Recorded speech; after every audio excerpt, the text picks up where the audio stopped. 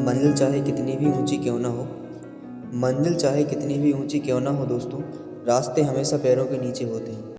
Hello दोस्तों, आपका अपने चैनल स्किल स्टडी सेंटर में एक बार पुनः स्वागत है। जैसा कि आप लोगों का 18 जनवरी को ये पेपर हो चुका है नवोदय का, तो उसी का हम यहाँ पर सॉल्यूशन देने वाले हैं। तो आइए इस पेपर को हम सॉल्व करेंगे। तो अच्छे से इस पेपर को समझें कि आखिरकार पूछा क्या गया था।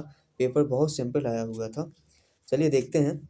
जैसा कि ये इसका कोड दिया गया है यहाँ पर, पेपर का क्या है, ये बुक का पेपर का कोड दिया गया है, ठीक है, और हिंदी में है। और ये वाला ये कोड यहाँ पर ई कोड दिया गया है, ये बुकलेट नंबर दिया गया था और ई कोड इसका दिया गया था। जिसका भी ई कोड है वो मैच कर सकता है, सीरियल नंबर एक जैसे रहेंगे।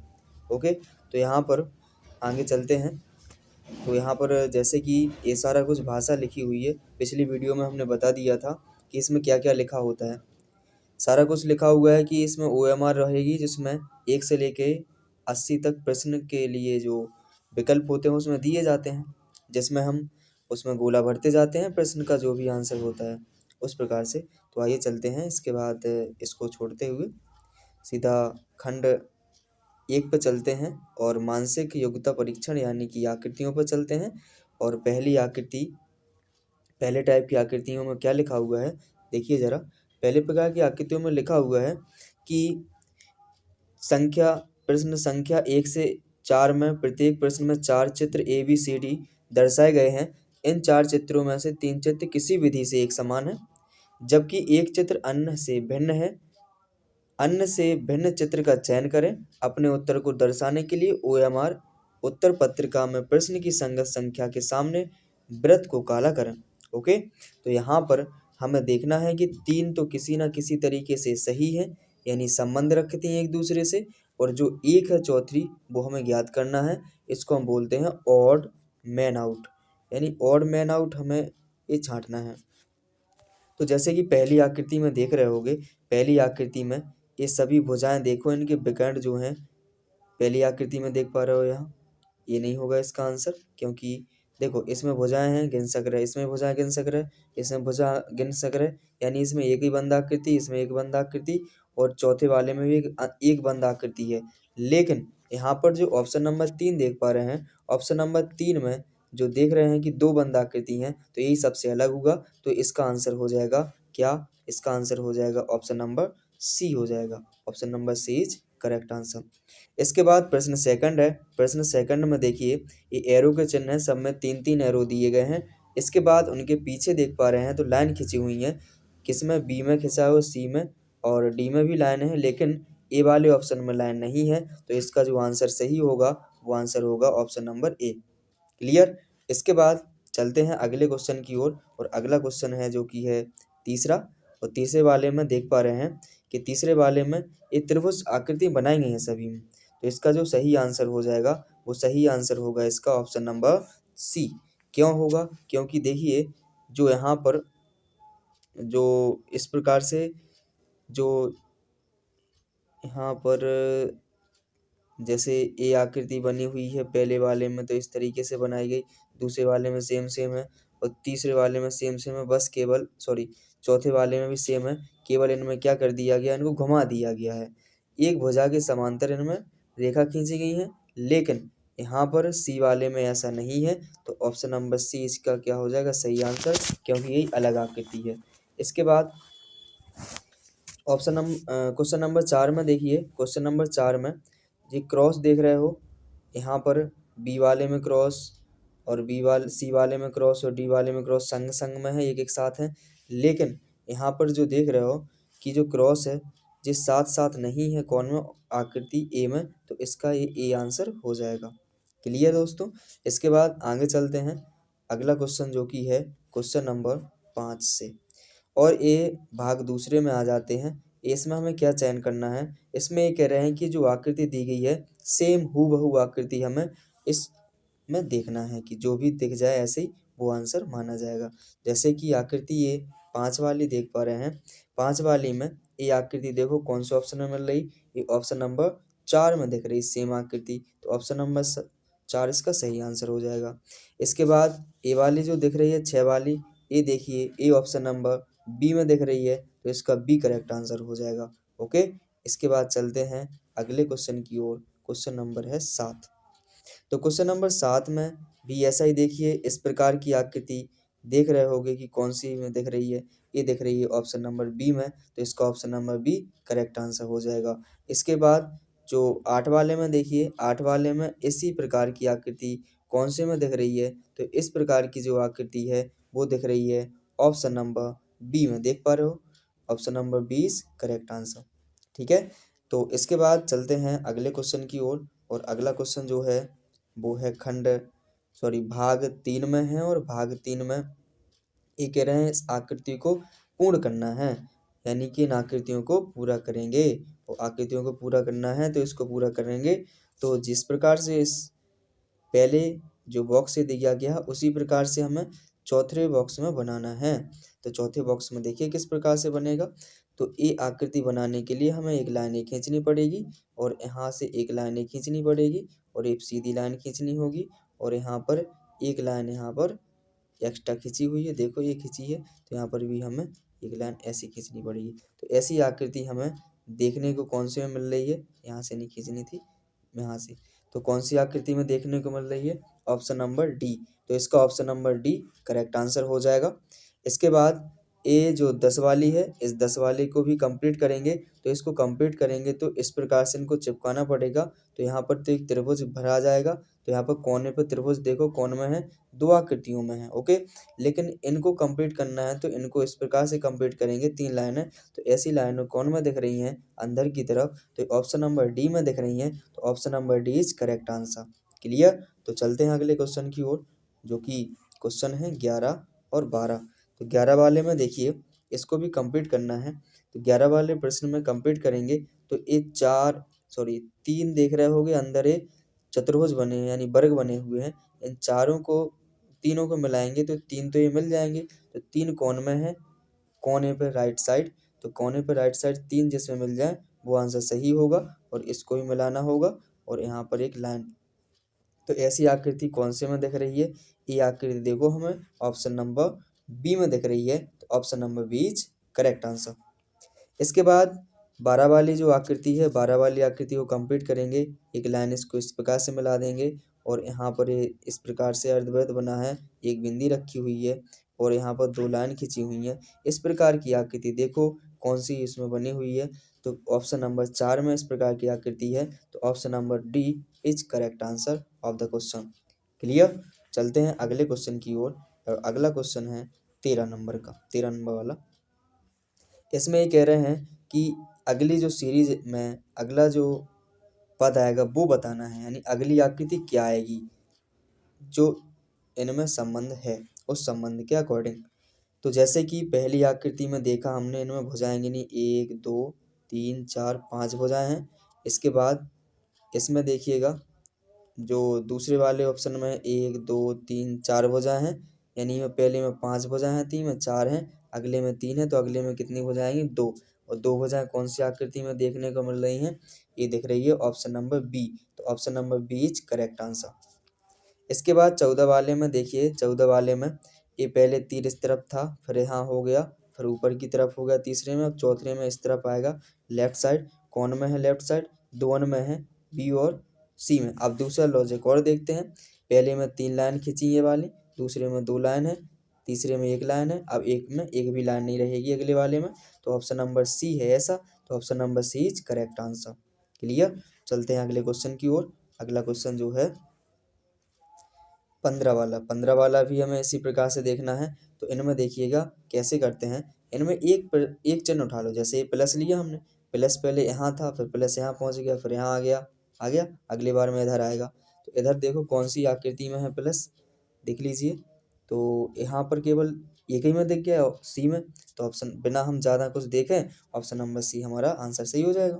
Option number C is correct answer. इसके बाद जो अगला प्रश्न है जो 16 है, और 16 में देख पा रहे हैं, इसी प्रकार इसको पकड़ेंगे।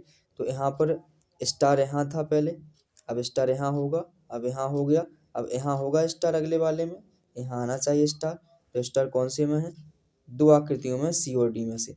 तो अब एक और चिन्ह को पकड़िए। अब एक चिन्ह को और पकड़ेंगे, किस प्रकार से, देखो यहाँ पर ये जो देख पा रहे हैं, यहाँ पर जो रंगा हुआ है यानी गोला टाइप का है। इसके बाद दूसरे नंबर पे यहाँ पहुँच गया, इसके बाद यहाँ पहुँच गया। अब कहाँ आएगा, यहाँ आएगा स्टार की जगह पर, यानी यहाँ आना चाहिए। तो इसमें कौन सी आकृति मिल रही है हमें, ऑप्शन नंबर डी में जो आकृति है वो आकृति मिलेगी। तो option number D is correct answer. इसके बाद अगले क्वेश्चन की ओर चलते हैं। अगला क्वेश्चन जो कि है क्वेश्चन नंबर 17। क्वेश्चन नंबर 17 में कह रहे हैं कि जो संबंध जो पहले का दूसरे से वही तीसरे का चौथे से होना चाहिए, इस प्रकार से संबंधित आकृति हैं जी। तो यहाँ हमें बताना है। तो जैसा कि पहले को हमने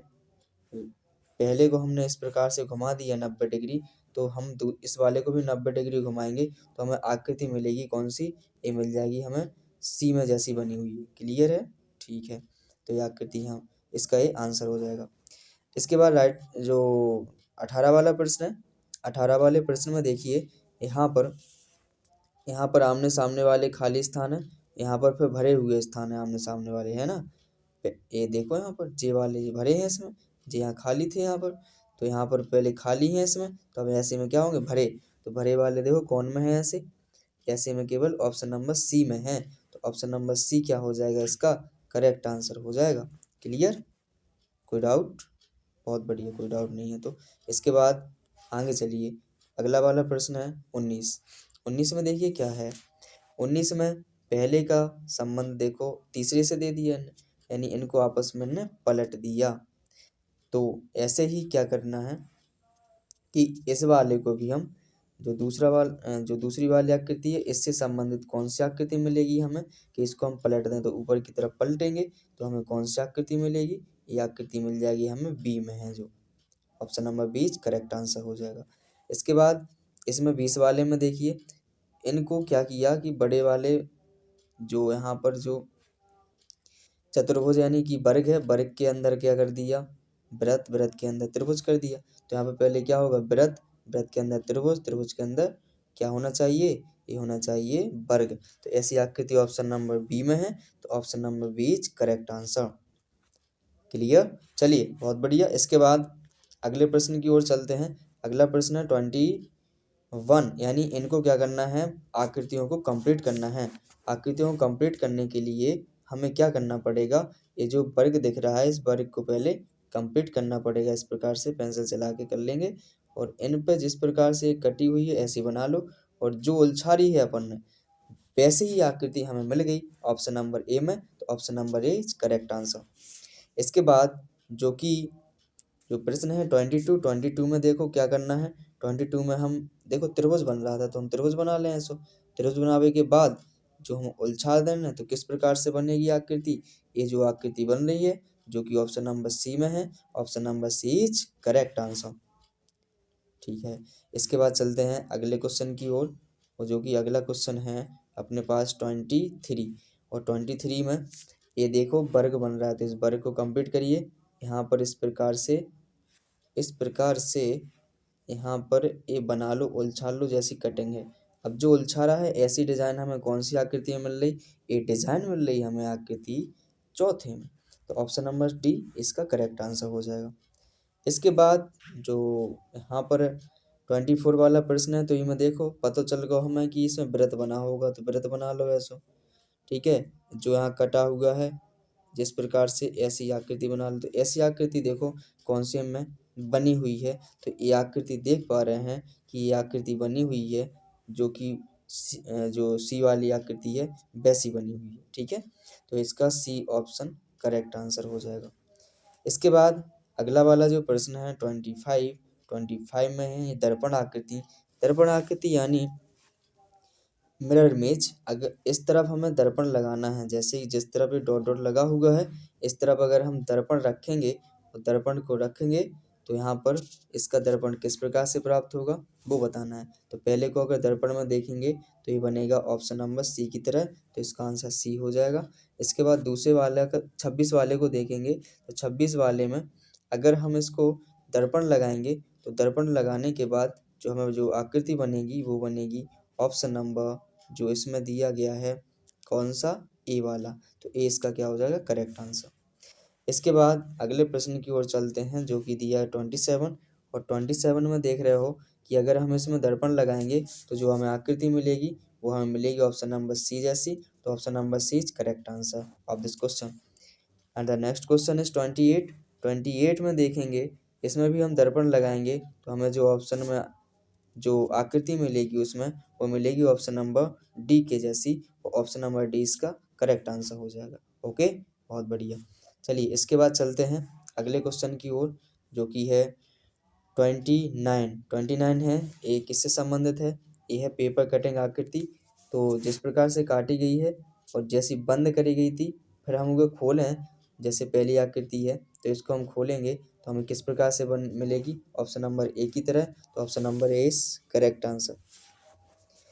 क्वेश्चन नंबर 30 को भी देखें तो इसमें 4 तरीके से बंद किया गया। देखो, तो यहाँ एक गोला बनाया गया, एक वृत्त बनाया गया, तो हम खोलें तो 4 वृत्त बनना चाहिए।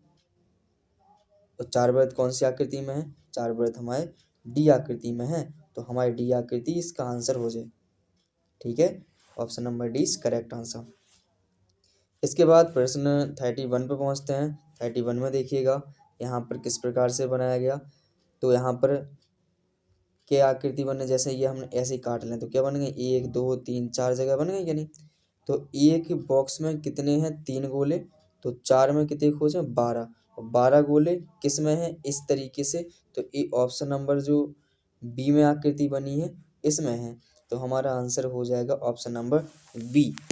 इसके बाद जो 32 आकृति है इसमें देखिए, इसको खोलेंगे तो यहाँ पर एक कोने पर आएगा और राइट साइड यहाँ कोने पर ये आधे आधे कटे से वृत्त आ जाए। तो ऑप्शन नंबर सी जैसी आकृति बनेगी। तो option number C is correct answer.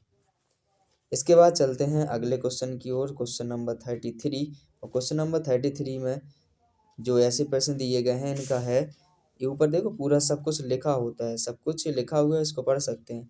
अब ये तो पता है, ये जिसने प्रैक्टिस की होगी उसको देखने से ही पता चल जाता है।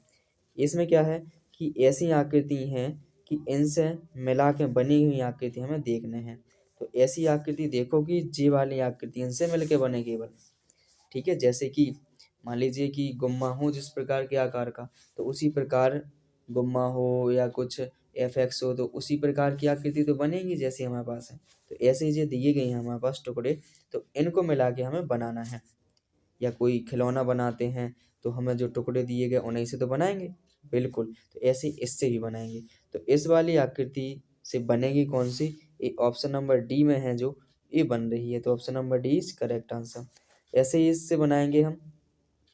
3 है ना इसमें, 3 ही से बनना चाहिए। तो ऐसी आकृति कौन से में देख पा रहे हैं? ऑप्शन नंबर ए में है। देख लो 1 2 3 और सेम सेम जो मिल गई हैं। तो option number A is correct answer. इसके बाद आगे चलते हैं क्वेश्चन नंबर 35 पर। और क्वेश्चन नंबर 35 में देखें, इसमें 4 आकृति हैं, है ना? 4 आकृति मिलना चाहिए हमें। तो 4 आकृति के लिए देख पा रहे होगे कि एक आकृति हमें जा मिल गई सी में, 4 मिल गई सी में, जो हैं उसी आकार की दिख रही हैं। तो option number C is correct answer. इसके बाद इसमें भी देखिए, तो इसमें भी क्या आकृति हैं? 1 2 3 आकृति हैं। तो यहाँ पर देखो, ये आकृति देखेंगे तो बी में दिख रहा है। देखो एक आकृति इसमें कौन सी दिख रही है? एक आकृति ए है, दूसरी ए है और तीसरी ए है। ठीक है, 3 आकृति हैं। तो option number B is correct answer. इसके बाद इसमें देखते हैं क्वेश्चन नंबर 37। 37 में ये क्या है? ये लुका छुपी वाली आकृति। अरे लुका छुपी मतलब ये छिपी हुई आकृति है, निहित आकृति। तो ऐसी आकृति कौन सी में मिल रही है? ये देखो, ये मिल रही है ऑप्शन नंबर सी में। तो option number C is correct answer. ठीक है, इसके बाद 38 में देखिए, इस प्रकार की आकृति कौन से में मिल रही है? तो इस प्रकार की आकृति देखो, ये पहली ऑप्शन में मिल रही है। तो ऑप्शन नंबर ए इसका करेक्ट आंसर हो जाएगा। इसके बाद आगे देखते हैं क्वेश्चन नंबर 39। और 39 में क्या लिखा हुआ है? देखिए, आकृति बनी है, ऐसी आकृति हमें ढूंढना है कौन सी में बनी हुई है। ऐसी आकृति हमें देखो, देखने से ही हमें पता चल जाए। जैसे कि आकृति सी है तो सी में बनी हुई है, देखो जा बनी बनी ना। तो ये आकृति ऐसी में मिल गई। इसके बाद क्वेश्चन नंबर 40 है। और 40 में देखो, ये आकृति दिख जात अपने आप। तो ऑप्शन नंबर डी सी में है। तो option number C is correct answer. तो यहाँ जो मानसिक योग्यता है उसका जो सेशन होता है या इसका भाग होता है वो खत्म हो जाता है यहाँ पर। अब आते हैं अंक गणित की ओर।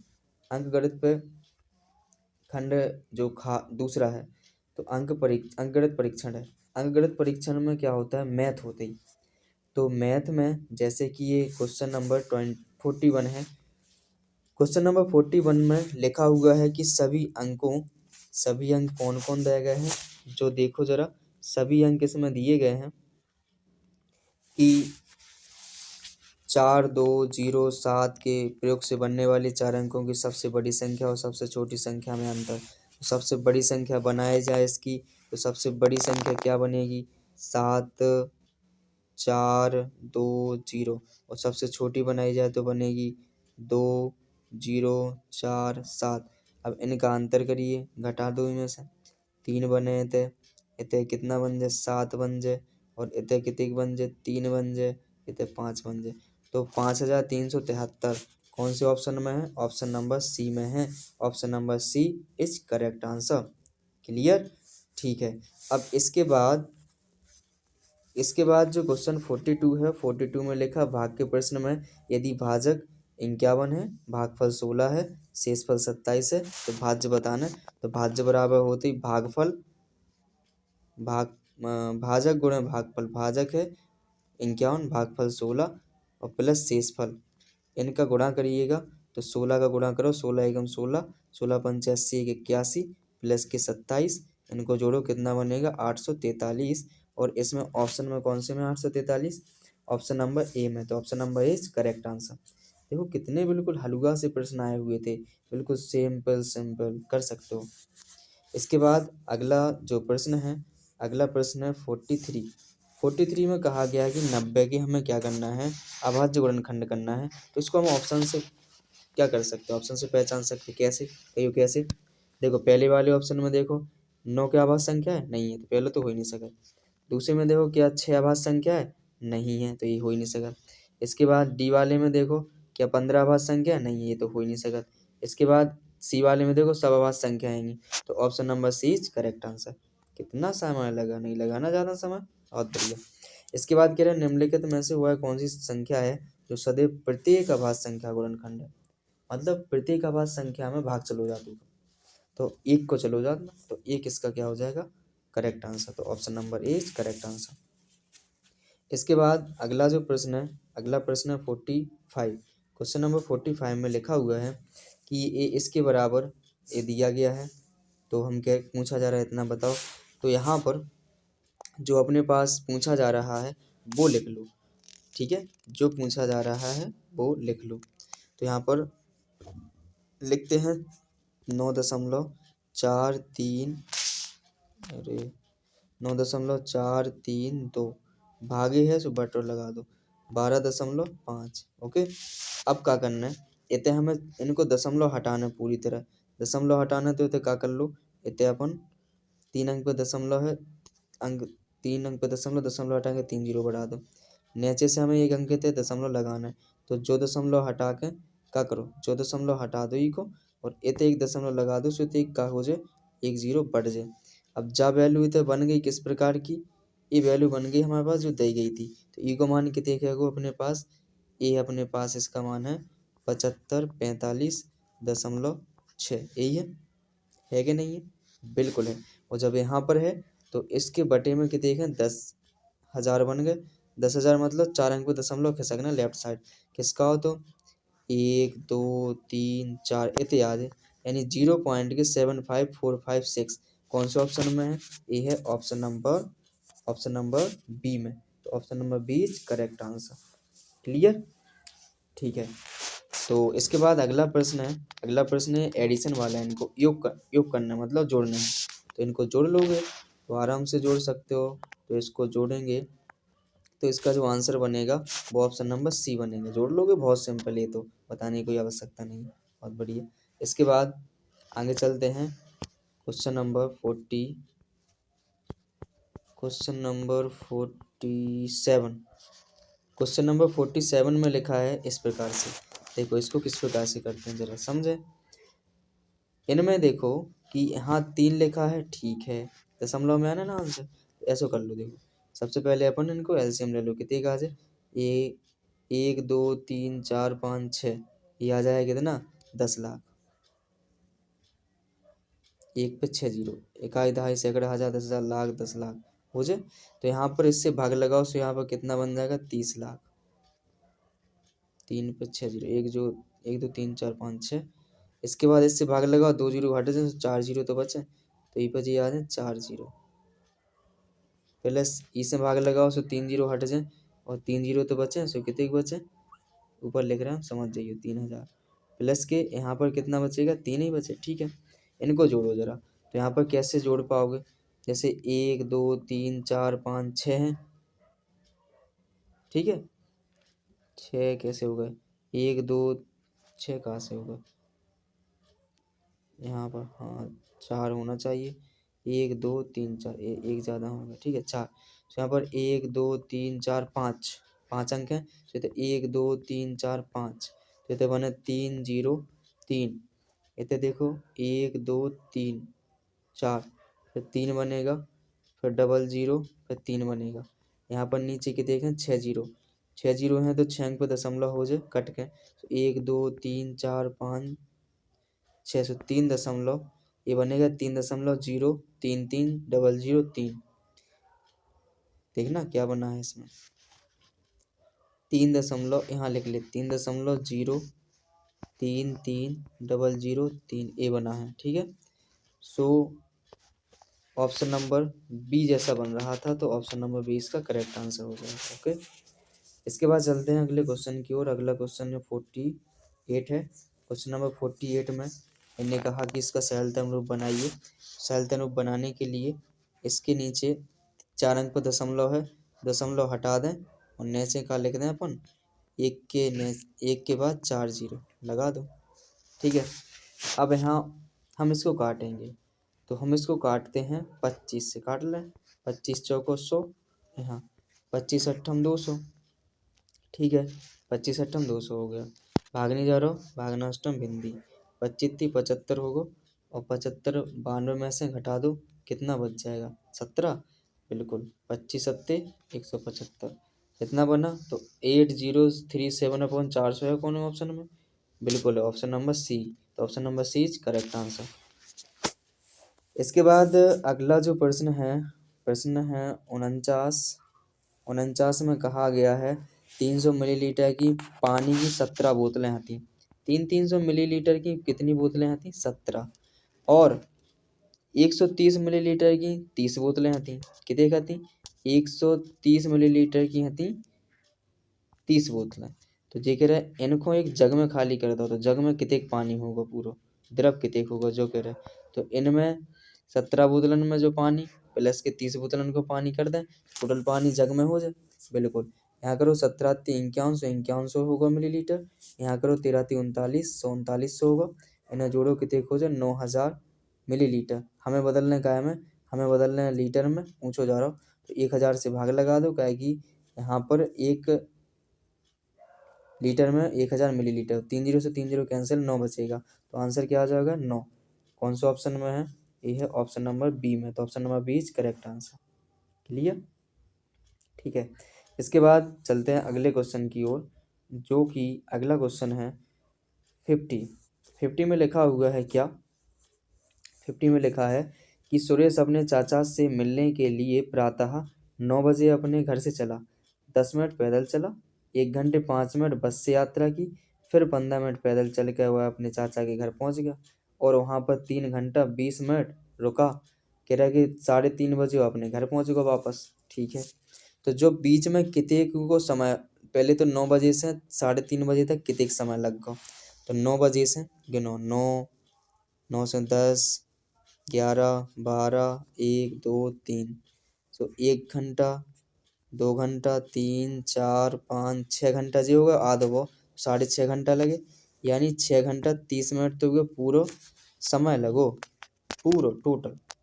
अब बीच में कितने समय है जो कि जो दौगो है, देखो 1 घंटा 5 मिनट और 10 मिनट कितने को, 1 घंटा 15 मिनट, 1 घंटा 15 मिनट में 15 मिनट और ऐड कर दो, यानी इन सब रन को ऐड कर लो, इन सब रन को ऐड करें तो कितने होगा, 1 घंटा ये हो गया अपने पास कितने खाते से जे 15 हो गए थे, 15 15 30, तो 1 घंटा 30 मिनट हो गया जी, 30 घंटा जे होगा, 1 घंटा 30 मिनट जे होगा, इसके बाद 3 घंटा 20 मिनट और जोड़ दो, सो कितने हो गए? ये 4 घंटा, ये 4 घंटा कितने होगा? 50 मिनट। यानी 4 घंटा 50 मिनट तो जे के रहे हैं। अब जे हटा दो, सो पता चल जाए कितने समय में घर पहुँच गो। इतने कितने बचे? इतने कम करने आई, इसने कहा कि मिनट जब घटाते हैं तो इतने से 1 घंटा में कम करो, सो 5 घंटा, और इतने 60 जोड़ दो, सो 90, और इतने आ जाए 4, तो 50, तो कितने का आए थे? 1 घंटा 40 मिनट। 1 घंटा 40 मिनट में पहुँच पाओ वो, तो 1 घंटा 40 मिनट कौन से ऑप्शन में? ऑप्शन नंबर सी में। तो option number C is correct answer. Clear? ठीक है, इसके बाद चलते हैं अगले क्वेश्चन की ओर। और अगला क्वेश्चन है हमारा 51। हमारा जो क्वेश्चन 51 है, 51 में क्या है? बोर्ड मास से संबंधित। इसको सॉल्व करो पहले। कितना बनेगा? ये 3 बनेगा, फिर 5 से 3 घटाओ कितना? 2 बनेगा, फिर 2 घटाओ इसमें से 16 में से 14 बने, 18 में से 14 घटे जाए कितने के बचे? 4 बने, फिर 8 में 4 घटाओ 4। तो option number C is correct answer. कितने सिंपल सिंपल है, हलुआ से क्वेश्चन है। 52 में कह रहे हैं कि 33/40 में से क्या घटाया जाए कि 11/40 हो जाए। 11/40 में घटा दो, सो पता चल जाए क्या घटा हो जाए। कितने? 22/40 आ जाए, और इसको काटो, सो 11/20। 11/20 ऑप्शन कौन से में है? ऑप्शन नंबर ए में। तो option number A is correct answer. इसके बाद अगला जो प्रश्न है 53 में देखिए, 53 में ये भिन्न दे दी है, इसको सेल करना है। सबके हर समान है, तो ऊपर हम सीधे जोड़ घटा लो। प्लस प्लस वाले 5 7 5 12 हो गए, 9 21, तो 21 माइनस के 4 हो गए, बटे में 22 जाएंगे तहीं कितना बचेगा? 17। 17/22। तो ऑप्शन नंबर कौन में? 17/22 कौन से में आंसर है? ऑप्शन नंबर बी में। तो option number B is correct answer. इसके बाद अगला जो क्वेश्चन दिया गया है वो है 54 में दिया गया है कि एक दुकानदार 1 रुपये की 5 टॉफ़ी की दर से खरीदत। मतलब वो 1 रुपया में कितने टॉफ़ी खरीद लेते ही? वो खरीद लेते ही 5 टॉफ़ी खरीद लेते। वाह, 5 टॉफ़ी खरीद लेते हैं वो। फिर कह रहे हैं कि जो यहाँ पर 1 रुपया में 4 टॉफ़ी बेच देते हैं वो। 1 रुपया में कितने टॉफ़ी बेच दे? 4। तो ये कितने क्यों कमा रहा हो जो लाभ? बताओ। यहाँ पर जैसे 1 टॉफ़ी को लाभ कमा रहा हो ना, 1 बचा लेते हैं वो। तो यहाँ पर 125 को रुपंजन में चाहना लाभ, तो कितने टॉफ़ी बेचने पड़े जा कह रहा है जी। तो यहाँ पर देखो 5 टॉफ़ी खरीद रहा है वो 1 रुपया की, तो 1 टॉफ़ी कितने की आ गई हुई है? 1 टॉफ़ी आ गई हुई है, 1 टॉफ़ी 1/5 मतलब कितने की? ये आ गई हुई है 0.2 की आ गई हुई। ठीक है, 20 पैसा की आ गई। ओके, ऐसा लिख लो। इसके बाद ये तो हो गया CP। अब हमें निकालना है SP। तो SP 1 टॉफ़ी का SP कितना आएगा? 1 टॉफ़ी का जो SP आएगा वो कितना रहेगा? वो रहेगा यहाँ पर अपना 1/4 कर दो, सो 0.25। तो यहाँ पर लाभ कितना हो रहा है ना? लाभ हो रहा है ना 0.05 का, 0.05 का हो रहा लाभ। लेकिन इन्हें वास्तव में 125 को चाहना है, और 0.05 के बराबर कितना? 1 टॉफ़ी है। तो 125 के बराबर कितना? पहले 1 के बराबर निकाल लो, 1/0.05 जो हो जाए। ठीक है, अब हमें निकालने कितने को? 125 को। तो यहाँ पर 125, तो ऐसा करिए 125 हो गया। तो यहाँ पर काटो, 2 अंक पर दशमलव, 2 जीरो बढ़ा दो, 5 से काट लो इसको, 5 से 25 पंचे 125 और डबल जीरो, तो कितना आ जाएगा जी? 2500। तो ये आंसर इसका क्या हो जाएगा? Option number D. Option number D is correct answer, यानी 2500 उसको टॉफ़ी पर इतना लाभ मिलेगा। क्लियर? बहुत अच्छा। इसके बाद चलते हैं अगले क्वेश्चन की ओर।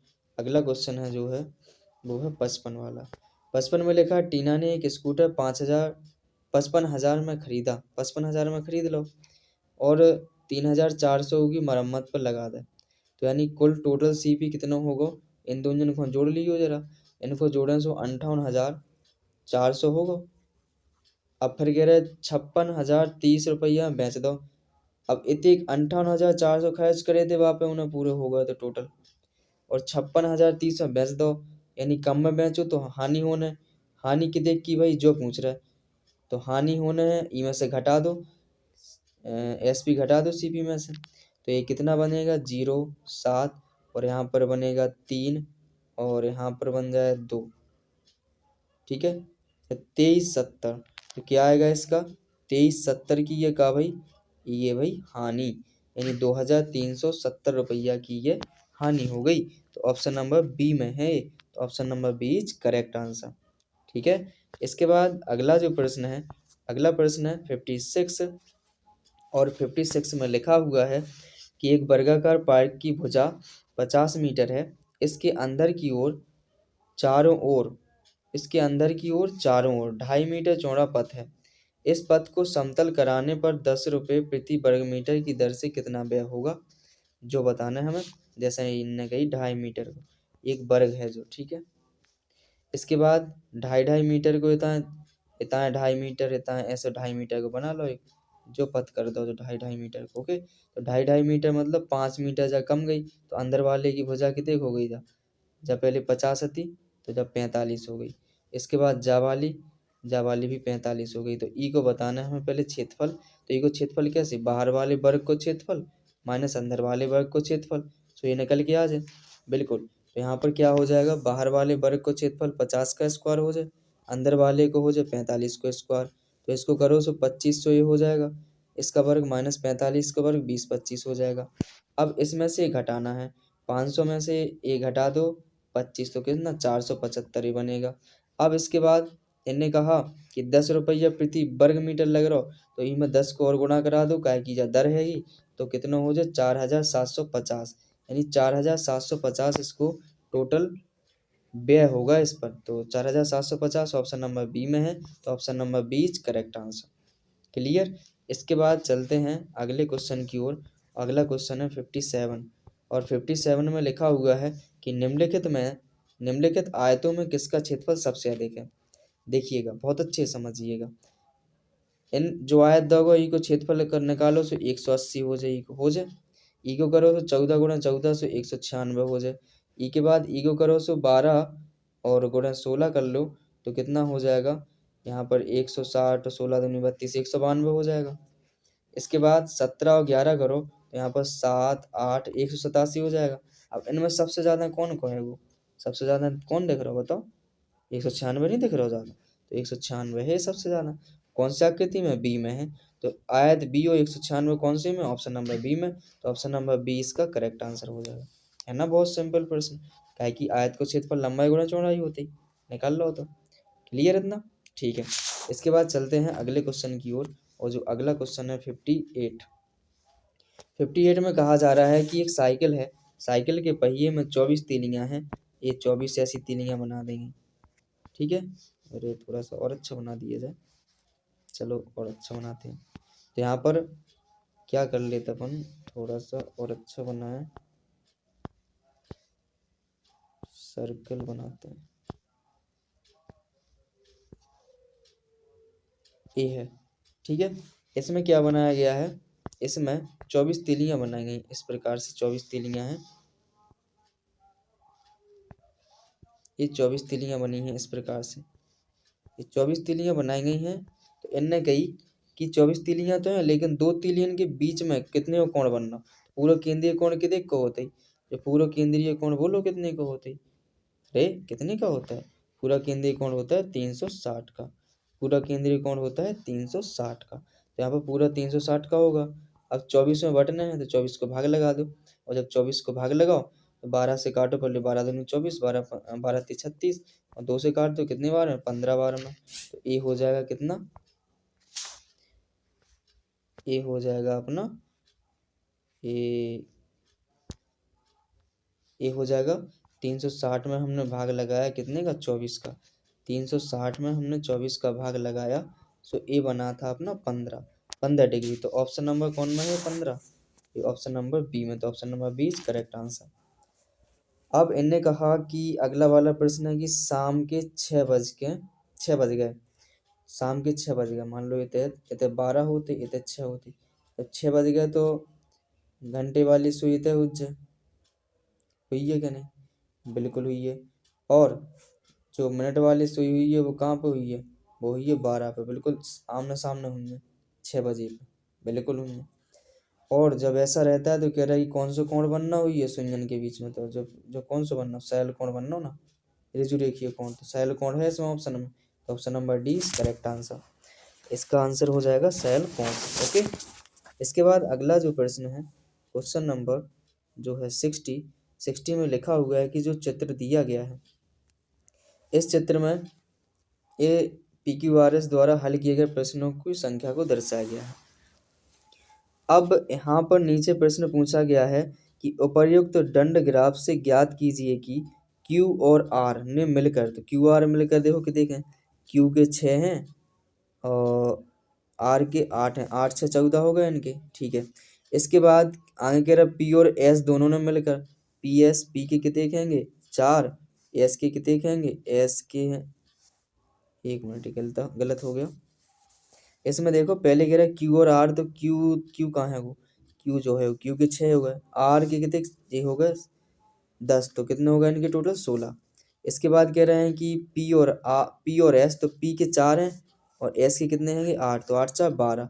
कह रहे कितने का अधिक करें इनने, पहले बार ने, इन्हों अंतर कर दो, कितना आ जाएगा 4, तो 4 इसका आंसर हो जाएगा सही। तो ऑप्शन में देखो 4, हाँ बिल्कुल है, ऑप्शन नंबर ए में है, तो option number A correct answer. Clear, तो ए मैथ का पोर्शन यहाँ पर समाप्त हो जाता है। इसके बाद आता है भाषा वाला, यानी जो भाग तीसरा है जो कि अनुच्छेद वाला है, उसको देखते हैं। ठीक है, तो अनुच्छेद को पढ़ के आंसर देने होते हैं क्वेश्चनों के। तो आइए देखते हैं इसके भी कितने क्वेश्चन होंगे।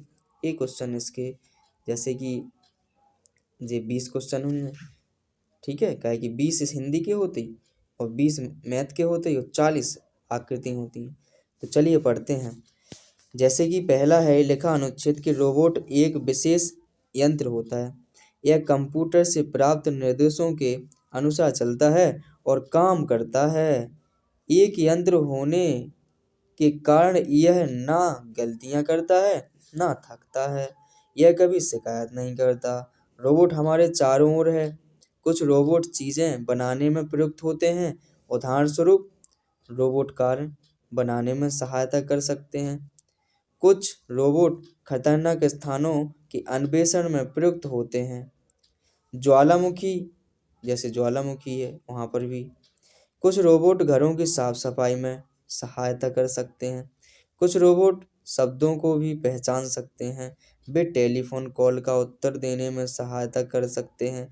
कुछ रोबोट मानव जैसे दिखाई देते हैं, अधिकांश रोबोट मशीनों जैसी ही दिखाई देती हैं। बहुत ज़्यादा मशीनी रहती हैं, लेकिन कुछ कुछ ऐसे रहते हैं, जैसे कि रोबोट फिल्म बनी उसमें वो चिट्टी होता है, वो रोबोट जो होता है वो कैसा दिखता है, इंसान जैसा दिखता है ना, बिल्कुल। इसमें लिखा थका का समानार्थी शब्द बताना है, मतलब थका को जो शब्द है वो अर्थ वो बताना है। ठीक है, तो इनमें देखो कहीं पर थका आया था ना, तो थका का समानार्थी जी कह रहा अन्वेषण, अन्वेषण का नहीं होता, ये तो कार होगा। निढाल, बिना ढाल के ये नहीं होगा। इसके बाद खतरनाक, खतरनाक हो नहीं सकता, तो बचा कौन सा है, निर्वात, तो इसका क्या हो जाएगा, निर्वात सही आंसर रहेगा। इसके बाद दूसरा लिखा 62 में लिखा है रोबोट गलतियां नहीं करते क्योंकि, क्यों नहीं करते हैं, क्योंकि वे क्या हैं, यंत्र हैं। देखो यहाँ पर लिखा था यंत्र होने के कारण वे कभी गलतियां नहीं करते, जो लिखो लिखो, तो क्योंकि वे क्या हैं, यंत्र हैं, तो ऑप्शन नंबर ए इसका करेक्ट आंसर हो जाएगा। ओके, चलिए इसके बाद इसका आगे पढ़ते हैं 63 और 63 में लिखा हुआ है अनुच्छेद के अनुसार निम्नलिखित में से किस कार्य के लिए रोबोट का उपयोग नहीं होता है। देखो जो लिखो इनमें घर की साफ सफाई होत है, टेलीफोन का उत्तर देत है, कार्य बनात बिल्कुल, बच्चों को पढ़ाना ई खिलाना नहीं करो जाती, पढ़ावे खिलाना प्रयोग, तो यही क्या होगा इसका सही आंसर हो जाए। 64 में लिखा है निम्नलिखित शब्दों में से कौन सा शब्द खतरनाक का विपरीतार्थक है। खतरनाक का विपरीतार्थक, खतरनाक का विपरीतार्थक मतलब विलोम शब्द बताना है, तो खतरनाक का विपरीत या उल्टा क्या होता है, सुरक्षित। क्लियर, इसके बाद 65 में लिखा हुआ है, 65 जो लिखा हुआ है कह रहे हैं कि रोबोट के बारे में निम्नलिखित में से कौन सा कथन सही नहीं है। अधिकांश रोबोट यंत्र जैसे दिखाई देते हैं, सही नहीं बताना है। अधिकांश रोबोट कह रहे हैं रोबोट गलतियां नहीं करते, ठीक है रोबोट गलतियां नहीं करते। रोबोट बहुत उपयोगी हैं, बहुत हैं। अधिकांश रोबोट मानव जैसे दिखाई देते हैं, तो कौन सा है इनमें जो सही नहीं है। देखो ऊपर एक बार पढ़ लो, इसमें लिखा था नीचे कि अधिकांश कहाँ चला गया, स्थानों पर सहायता है करते हैं, इसके बाद रोबोट प्रयुक्त करते हैं, अन्वेषण जैसे रोबोट पहचान सकते हो, टेलीफोन। अधिकांश रोबोट मशीनों जैसे दिखाई देते, कैसे दिखाई देते, मशीनों जैसे। तो यहाँ पर जो लिखा था इनमें ऑप्शन में कह रहे अधिकांश रोबोट मशीनों जैसे यंत्र जैसे दिखाई देते हैं, जो सही नहीं है। अधिकांश रोबोट मानव जैसे दिखाई देती है, ये नहीं है, तो ये ऑप्शन नंबर डी इसका करेक्ट आंसर हो जाएगा। ठीक है, ये सही नहीं है। ठीक है, इसके बाद आगे जो अगला जो पद्यांश है, सॉरी गद्यांश है, या जिसको अनुच्छेद बोलते हैं, उसको पढ़ते हैं। जो कौन सा है, ये है सेकंड वाला।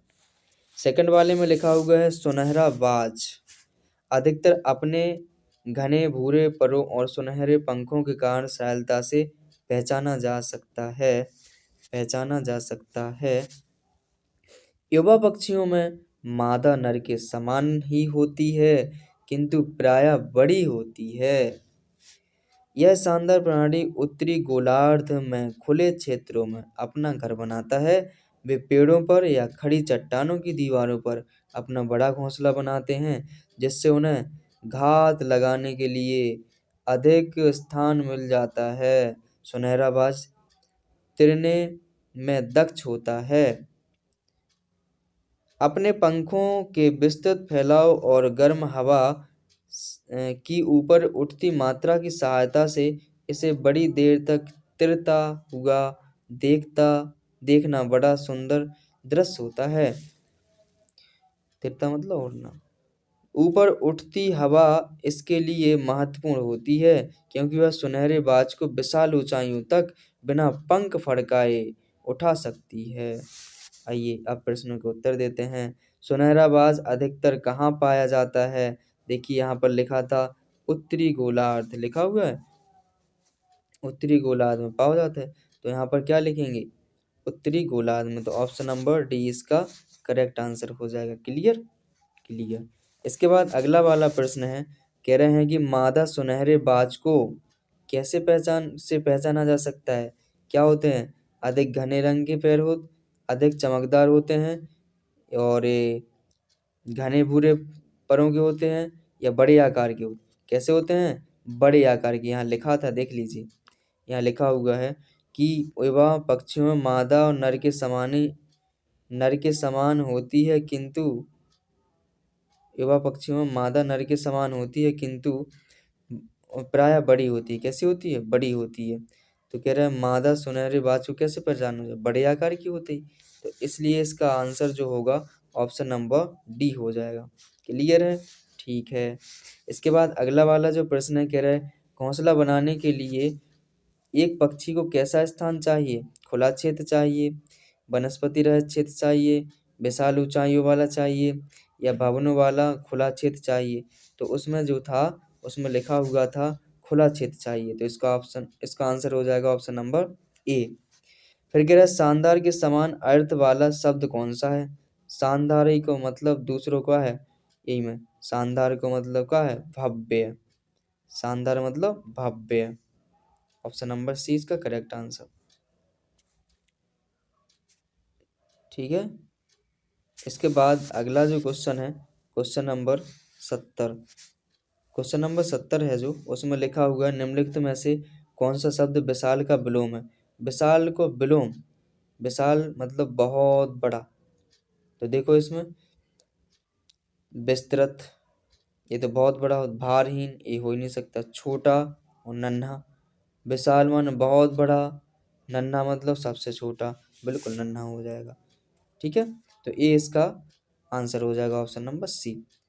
तो यहाँ पर ये 70 प्रश्न समाप्त होते हैं। इसके बाद आगे चलते हैं अनुच्छेद 3 पर। अनुच्छेद 3 पढ़ते हैं।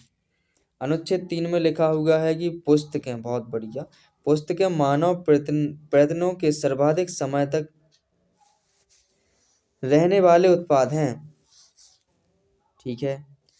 मंदिर खंडहरों के रूप में रह जाते हैं, चित्र और मूर्तियां क्षय हो जाती हैं, किंतु पुस्तकें जीवित रहती हैं। सही बात है। पुस्तकें महान विचारों को नष्ट नहीं कर होने देती, जो आज भी उतने ही ताजा हैं जितने तब थे जब लेखक के मन में थे। ये विचार मुद्रित पृष्ठों के माध्यम से बोलते हैं। समय का केवल इतना प्रभाव होता है कि वह चलन से बाहर के अनुचित उत्पादों को बाहर कर देता है। साहित्य में ऐसी कोई चीज अधिक जीवित नहीं रहती जो अच्छी ना हो।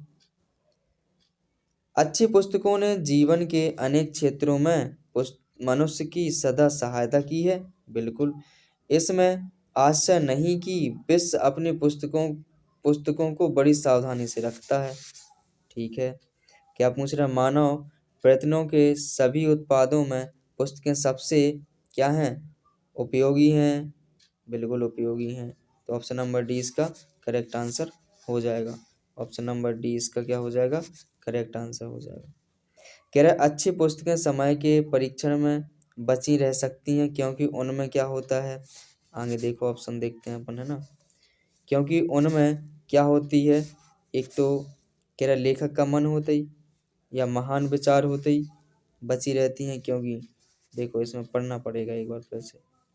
लिखा हुआ था अच्छी पुस्तकें समय के परीक्षण में बची रहती हैं। तो अच्छी पुस्तकें जीवन में अनेक क्षेत्रों में मनुष्य सदा सहायता करती हैं। ठीक है। महान विचारों को नष्ट नहीं करने देती हैं, है ना, ये लिखा हुआ है। कुछ पुस्तकें जीवित रहती हैं। एक विचार मुद्रित प्रश्नों के माध्यम से बोलते हैं। समय का केवल इतना प्रभाव पड़ता है कि चलन में अनुचित उत्पादों को बाहर कर देता है, जीवित नहीं रहती हैं। तो यहाँ पर देखो क्या लिखा है कि अच्छी पुस्तकें समय के परीक्षण में बची रह सकी हैं क्योंकि उनमें लेखक का मन, इसमें कह रहा महान विचार, अनुचित उत्पाद, इसके बाद मुद्रित सामग्री। तो यहाँ पर क्या होगा? महान विचार हैं, और जब महान विचार हैं तो ये बटी इसमें क्या हो? बची रहेंगी समय के साथ। ठीक है, सही है, समय के परीक्षण के साथ। तो ऑप्शन नंबर 20 का करेक्ट आंसर हो जाएगा। इसके बाद जो अगला प्रश्न है वो है इसमें 73। क्या निम्नलिखित में से कौन सा शब्द अनुचित का समानार्थी है? अनुचित का समानार्थी मतलब अर्थ बताना। अनुचित को क्या हुई? अनुचित को बीमारी हो नहीं सकत, अनजान हो नहीं सकते, उपयुक्त नहीं हो सकता, अनुपयुक्त। बिल्कुल अनुपयुक्त हो जाए, अनुचित को अनुपयुक्त, ये हो जाएगा ऑप्शन नंबर डी इसका सही आंसर। इसके बाद जो अगला क्वेश्चन है, कह रहा है विश्व अपनी पुस्तकों को सावधानी से संभालता है क्योंकि वे हमें प्रशिक्षित करती हैं, विविध क्षेत्रों में हमारी सहायता करती हैं, समय से परे होती हैं, मानवीय प्रयासों का उत्साह मानती हैं। तो क्या है भाई? हमारी सहायता करती है हर क्षेत्र में। तो यहाँ पर ऑप्शन नंबर 20 का करेक्ट आंसर हो जाएगा। ओके। इसके बाद चलते हैं अगले क्वेश्चन पर। इसमें लिखा हुआ है अनुच्छेद में ढहना शब्द का प्रयोग है। ढहना शब्द का प्रयोग क्या है? कह रहा है बिखर जाना, अलग कर देना, हटा देना या काटना। काटना नहीं हो सकता, बिखर जाना होता ही।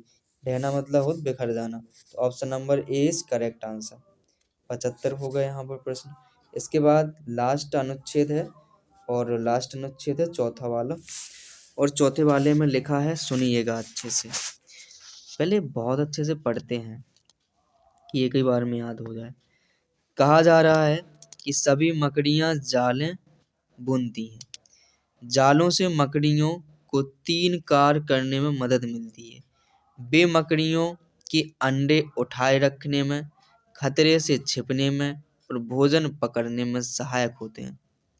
ठीक है, ठीक है ना, अंडे उठाए रखने में, खतरों से छिपने में और भोजन पकड़ने में। अधिकांश मकड़ियाँ गहरे, मटमैले, भूरे या काले रंग की होती हैं, जबकि मकड़ी के जाल हल्के रंग के, सफ़ेद या धुंधले होते हैं। जब मकड़ियाँ अपने जाल में छिपती हैं तो उन्हें देख पाना कठिन होता है। बहुत सही है, यानी जब वे दुख जात तो देख नहीं पाते उन्हें। जाले मकड़ियों को भोजन पकड़ने में भी सहायक होते हैं। मकड़ी के जाले चिपचिपे होते हैं। कोई कीड़ा जाल में आया तो चिपक जाता है, वह निकलना चाहता है पर नहीं निकल पाता है, वह फंस जाता है। जाले का हिलना अनुभव करके मकड़ियाँ समझ जाती हैं कि कीड़ा फंस चुका है।